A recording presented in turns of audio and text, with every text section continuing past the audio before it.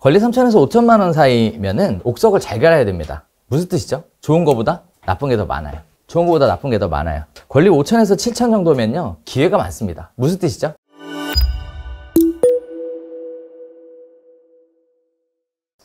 자, 이제 이 얘기도 하나 해볼까요? 그럼 얼마 있어야 될까요? 에 대한 내용도 같이 한번 고민해 볼까요? 그래야 여러분들의 선택이 좀 더 명확해지지 않을까요? 그래서 제가 우리 창업팀을 열심히 갈궈갖고 요즘 시세에 대해서 정리를 해놨어요. 권리금, 보증금, 월세, 그리고 관리비 포함해서 어떤 형태로 운영이 되는 게 좋습니까? 라고 했어요. 자, 권리금은 비용인가요? 투자금인가요? 투자금이죠. 왜죠? 정리할 때 더 받을 수도 있고 못 받을 수도 있으니까 확실하게 투자금이겠네요. 그죠? 투자금. 그러면 여러분이 잘해서 더 받으면 땡큐겠네요. 그러면 권리금에 대한 관점은 이거겠네요. 내가 좋은 권리금보다 나갈 때 더 많이 받을 수 있으면 오케이겠네요. 대신 여기엔 뭐가? 여러분의 실력과 능력이 중요한 영향을 미치겠네요.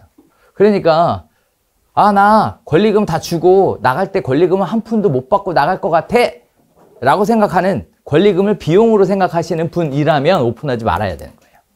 오픈하지 말아야 되는 겁니다. 이거는 그냥 답이 없어요. 오픈하지 말아야 되는 거예요. 됐죠? 자, 따라서 권리금이란 투자금이에요. 그래서 우리가 사무실을 선택할 때 가장 기준은 내가 준 권리금을 내가 받을 수만 있다면 그럼 베스트라는 거죠. 내 노력과 상관없이 내가 준 권리금을 내가 받을 수만 있다면 가장 최선의 선택이다 라고 얘기하죠. 권리금 0원에서 3천만 원 사이는 대동소이합니다. 네, 이거는 조절도 되고 빵했다가 3천이 되기도 하고 3천이 됐다가 빵이 되기도 하고 왔다 갔다 해요. 뭐 어떻게 협상하느냐에 따라 좀 달라지기도 하고, 또 명단이 있냐 없냐, 중개사무소 얼마나 운영을 했느냐, 또 개공이 얼마나 빨리 정리하고 싶은 마음이 있느냐, 이런 거에 따라 편차가 심한 곳이에요. 편차가 심한 구간. 네, 그래서 0에서 3천만 원 사이, 네, 이 정도입니다. 권리 3천에서 5천 사이 정도 되면, 참고로 이거는 서울 기준이에요. 서울 기준. 권리 3천에서 5천만 원 사이면은 옥석을 잘 갈아야 됩니다. 무슨 뜻이죠? 좋은 거보다 나쁜 게 더 많아요. 좋은 거보다 나쁜 게 더 많아요. 권리 5천에서 7천 정도면요, 기회가 많습니다. 무슨 뜻이죠? 나쁜 거보다 좋은 게 많아요. 나쁜 거보다 좋은 게 많아요. 자, 권리가 7천 이상이잖아요? 망하기가 쉽지 않아요. 바가지만 안 썼다면 망하기가 쉽지 않습니다. 얼마 전에 부동산이즈 모 대표님이 강남에 회원제 부동산 엄청 센데 회원제로 오픈하셨어요. 권리 1억 2천 주고.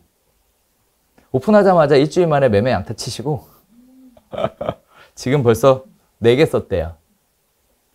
강남에 아파트 단지 내 부동산이에요. 커봐. 된다니까? 된다고. 근데 문제가 뭐라고요?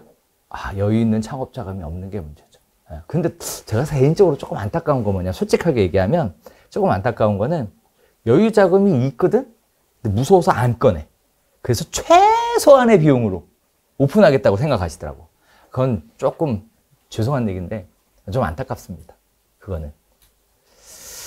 자, 그래서 7천만 원 이상이면 망하기 쉽지 않아요. 네. 망한 다음에 본인이 완전히 실력이 부족해서 문제입니다. 뭔가 하자가 심하게 터졌거나 또는 출근 안 했거나 둘 중에 하나인 거예요. 자, 그다음에 보증금은 보통 1,000에서 5천 정도인데 신축은 5천 이상의 보증금을 요구하는 곳들이 있어요. 그래서 이번에 오픈하시는 분은 보증금이 2억이에요.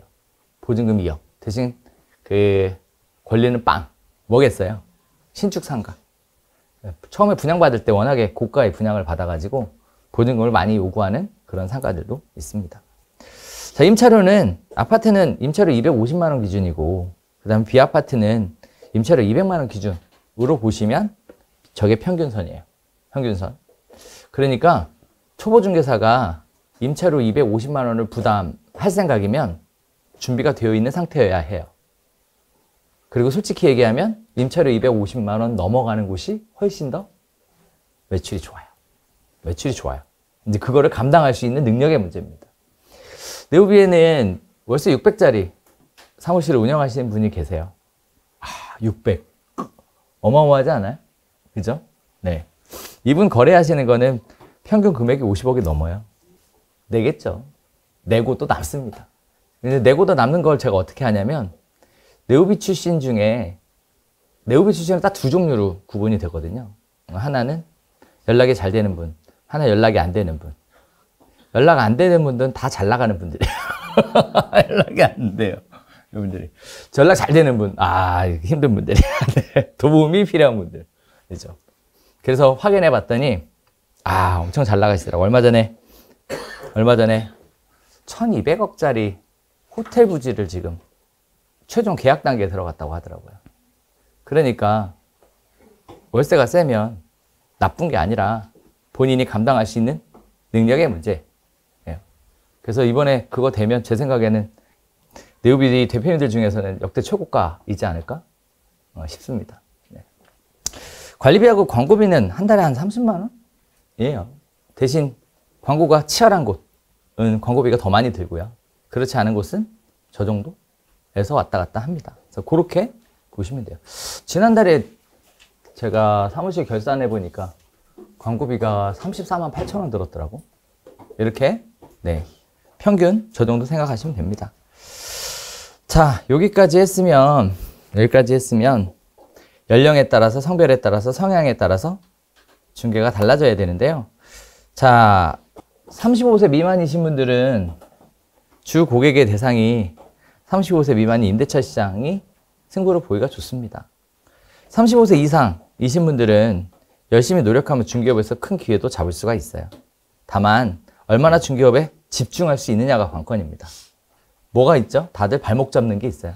여성분들은 특히 육아에 대한 부분이 발목을 잡습니다. 그래서 얼마나 시간을 확보할 수 있느냐가 관건이에요. 그러니까 누군가가 아이를 케어해 줄 수 있다 그러면 베스트죠.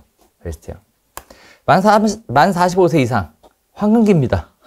다만 만 35세 이상의 분들하고 경쟁해야 돼요. 이때 포기하지 않는 게 중요합니다. 어떤 사람이죠? 열정적이고 액티브하고 활동성이 강하신 분들이랑 싸워야 돼요. 투자금의 여유가 많을수록 성공할 입지에서 성공할 확률이 높습니다. 이분들은 아까 뭐였죠? 애도 봐야 되는데 모두 투자금도 넉넉하지 않죠. 근데 10년이 딱 지나는 순간 훨씬 더 여유 있는 상태가 되더라라는 거죠.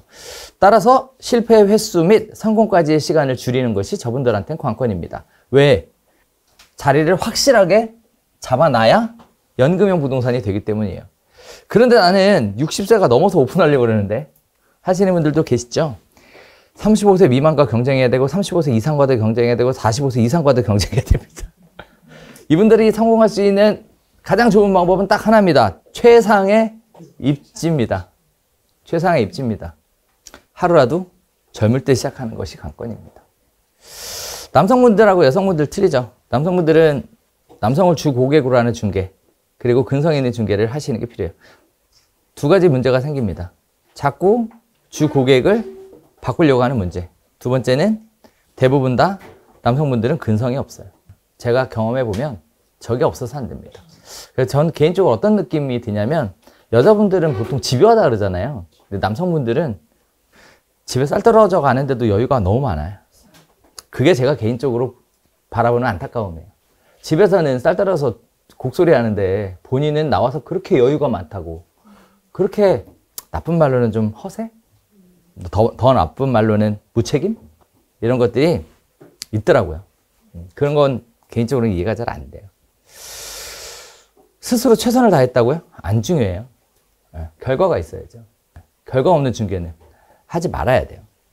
여성분들은 너무 좋죠. 신이 여성을 위해 준비한 특별한 직업인 중개업을 하고 계시니까. 여성을 주 고객으로 하는 중개, 그리고 근성 있는 중개가 필요합니다. 그러나 기본적으로 두 가지가 있어요. 그래서 여기서 더 나아가서 뭐가 필요하다고? 전문성. 여성분들은 뭐가 부족하냐? 미안한 얘기인데 전문성이 없어. 네. 전문성만 갖추면 그러면 친근한 부동산도 좋지만 전문적인 부동산도 고객들이 좋아합니다. 좋아요. 자, 이런 부분들을 다 갖추고 나면 이제 여러분이 하셔야 될 거는 저거에 맞춰서 하나씩 준비해 나가시는 게 필요해요. 네, 저거에 맞춰서. 자, 뭐부터 해야 되죠? 매물을 확보하기 위한 활동, 그 다음에 매물을 접수받고 거기에 매물 광고를 진행을 하고 그리고 상담 및 임장 활동을 하고 그리고 고객의 문제를 해결하고 거기에 따라 가계약을 진행하고 그리고 계약서 작성 전에 해야 될 것과 확인 설명서 작성 전에 확인해야 되는 내용들을 파악을 하셔야죠. 자, 여기 보면 전부 다 나와 있죠. 나와 있죠. 여러 가지 서류들이 잔뜩 나와 있죠. 나와 있죠. 네, 저 서류들을 보시고 저거대로 진행하시는 게 좋아요. 저거는 그 네오비 카페에 공지사항에 올라가 있어요. 제가 여기 오기 전에 또 업데이트를 하나 해놨어요. 그래서 카페에 보면 공지사항에 있으니까 그거 다운받아 보셔도 되고 아니면 회장님한테 달라고 하세요. 네, 회장님 주시겠지 뭐. 네. 자, 다음에 계약서 작성하는 방법, 확인서면서 작성하는 방법에 대한 것도 준비가 되어 있어야 하고요. 여기서 중요한 건 계약서 작성은 분쟁이 발생하면 안 되고 확인서면서 작성은 완벽하게 할 수 있어야 하는 거죠. 그래야 기본을 갖추는 거예요. 그래야. 대부분의 중개사는 저거 자체가 안 되더라. 특히 개인적으로 오래된 부동산이랑 저도 개인적으로 공동중개를 합니다. 아, 진짜 욕이 저절로 나와요. 작성해갖고 보낸 계약서를 보면 욕이 저절로 나옵니다. 그러니까 맨날 도망가지. 그러니까 맨날 싸우지, 고객들이랑. 이런 얘기를 안 할 수가 없어요. 그리고 더 웃긴 게 뭔지 알아요? 우리끼리 얘기인데, 계약서 보내갖고 오잖아요? 짜증나갖고 내가 다 고쳐. 다 고쳐. 1시간 동안. 왜냐면, 오직 하면 1시간을 고치겠냐고. 다 고쳐. 그리고 보내잖아요? 그러면 뭐라고 답이 오는지 알아요? 아, 뭐, 그렇게 안 해도 되는데, 뭐, 굳이 있고. 아, 중개 참 까칠하게 하시네요. 야, 그렇게 안 해도 되는 게 아니라, 그렇게 했어야 되는데 네가 여태 안 한 거야. 안 한 거라고. 그래서 사장님이 원하시니까 그렇게 해드릴게요. 그래서 제가 한 줄은 더 넣었어요. 자존심. 네가 하자는 대로 끌려가진 않겠다. 한 줄 더 넣었다 이거야. 아유, 네, 진짜 어이가 없어서. 잘하셨어요. 네. 거기 써놓은 거나 준비 다 해놓으세요. 네. 하고 끝났는데, 아, 진짜 보면 단속 좀 많이 나왔으면 좋겠더라. 싹 다 문 닫아야 된다. 적어도 내가 몸담고 있는 이 업계가 우리 국민들한테 그런 취급받는 거 진짜 싫다. 이런 생각이 듭니다. 자, 실거래가 신고해야죠. 중도금 진행돼야 되죠. 그 다음에 잔금 진행돼야 되고요. 중개보수 지급 받아야죠. 그러면 이제 명의 변경해야 되고. 그리고 나면 아, 중개라는 게 저런 형태로 진행되는구나 라가 끝났으니까 이제부터 뭐가 들어가야 돼요? 상가중개, 권리금 계약, 부가가치세, 포괄양수도, 오피스텔 중개, 임대차 보호법, 주택임대차, 오피스텔 중개, 저기 있죠, 참. 주택임대사업자. 자, 다음에 보증금 반환, 부동산 대출, 전세보증보험, 전세사기에 대한 부분까지 준비가 돼줘야 되죠. 그래서 이제 정리하면 이렇게 얘기가 됩니다. 개업하자마자 돈은 안 돼요. 하지만 잘 키운 연금형 부동산 하나, 아, 노후 걱정 끝낼 수 있습니다. 노후 걱정 끝낼 수 있어요. 자, 그러기 위해서 가장 좋은 건 제가 하라는 대로 하시면 됩니다. 그러면 가장 빠른 길이에요. 가장 빠른 길. 그래서 제가 여러 가지 내용들을 쭉 써놨는데 저거 나중에 책상 위에다가 붙여놓으시고 읽어보세요. 나중에 사건, 사고가 있을 때마다 저의 얘기가 왜 나왔는지 아마 뼛속에 새기게 될 겁니다. 자면서도 떠오를걸요. 자면서도. 그렇게 해보시면 좋겠습니다.